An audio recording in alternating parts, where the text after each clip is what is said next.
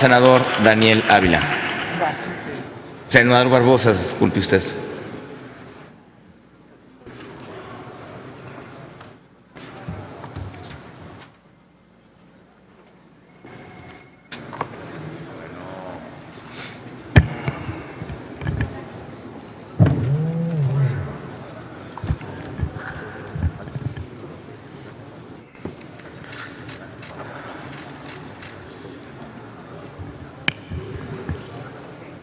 Con su permiso, senador presidente Ernesto Cordero Arroyo, senador por la Ciudad de México.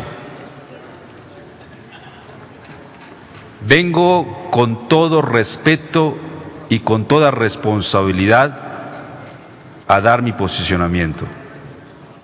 Vengo como senador por el Estado libre y soberano de Yucatán. Vengo como senador electo constitucionalmente por los yucatecos para representarlos ante este Senado de la República. Vengo ante esta tribuna del Senado a ser la voz de todos los yucatecos.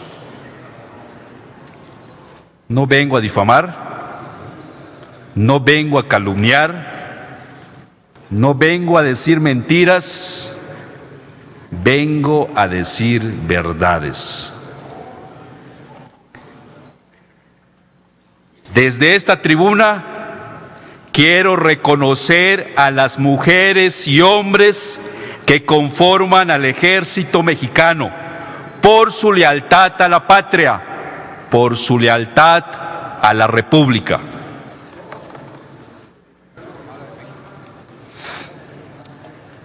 En todo Estado democrático, uno de los principios esenciales es el sistema de equilibrio de poderes, que busca garantizar que los órganos federales, como es el Ejecutivo, Legislativo y Judicial, no rebasen sus atribuciones o facultades constitucionales a fin de lograr una mejor representación y justicia social para los ciudadanos de una nación.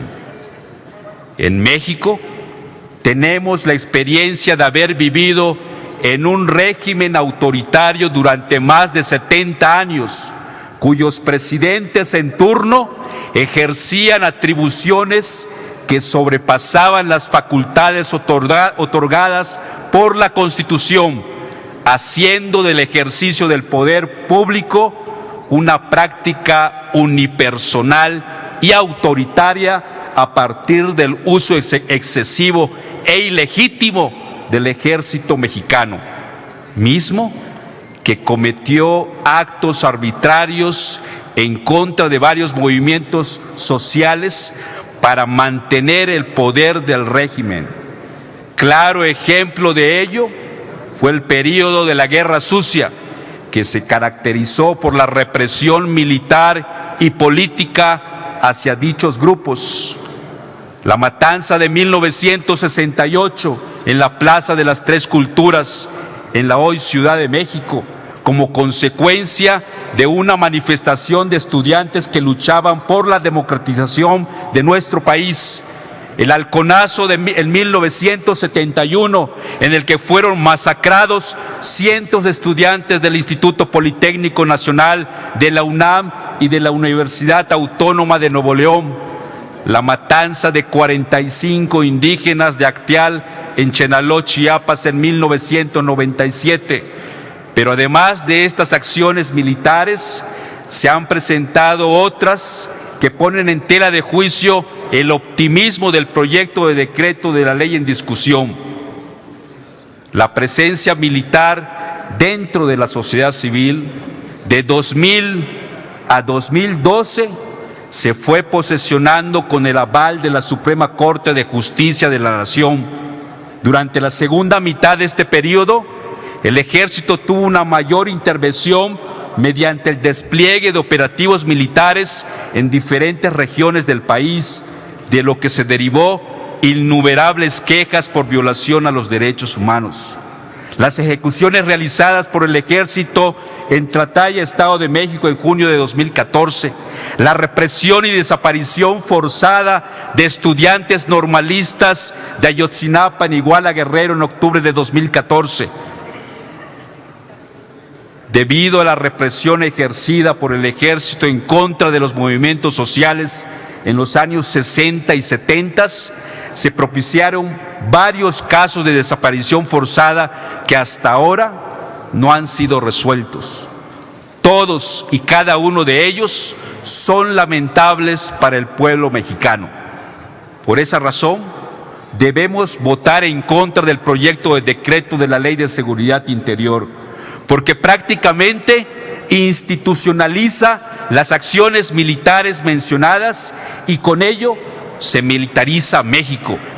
También lo asimila a un Estado policial en el que se podrá suprimir arbitrariamente las libertades civiles y de ser así, regresaremos a un Estado antidemocrático. Vale la pena reflexionar al respecto. Vale la pena preguntarnos si eso es lo que queremos. Yo estoy seguro que no. El artículo 6 del proyecto de la ley otorga atribuciones a las Fuerzas Armadas para implementar políticas, programas y acciones para prevenir y atender riesgos contemplados en la Agenda Nacional de Riesgos sin necesidad de declaratoria de protección a la seguridad interior, cuando señala que las Fuerzas Armadas pueden realizar acciones de prevención a favor de la seguridad. No explica los mecanismos para ejercer dicha atribución. Tampoco responsabiliza a las Fuerzas Armadas en caso de realizar detenciones, cateos o ejercer violencia de manera arbitraria, y esto es muy grave. Asimismo, el artículo 7 establece que se deben preservar en todo momento los derechos humanos y sus garantías de conformidad con los protocolos emitidos por las autoridades correspondientes. Sin embargo, recordemos que las Fuerzas Armadas realizan actividades rutinarias como lo son la instalación de retenes en vías públicas y la revisión de automóviles sin orden judicial. Al respecto, la propuesta de ley resulta ambigua porque no garantiza que las acciones del Ejército resguarden los derechos humanos. Y por su parte, aunque el artículo 8 de dicho proyecto establece que las movilizaciones de protesta social o las que tengan un motivo político electoral bajo ninguna circunstancia serán consideradas como amenazas a la seguridad interior, no se determina en qué momento una movilización se torna de carácter grave, puesto que deja abierto a criterio del Ejecutivo Federal la participación de las Fuerzas Armadas. La amenaza que genera este proyecto de ley es la posibilidad de criminalizar las protestas sociales y usar la fuerza pública como forma de contener las luchas populares, violentando su derecho a manifestarse y su libertad de expresión, debido a que no se ha dimensionado la actuación del Ejército mexicano.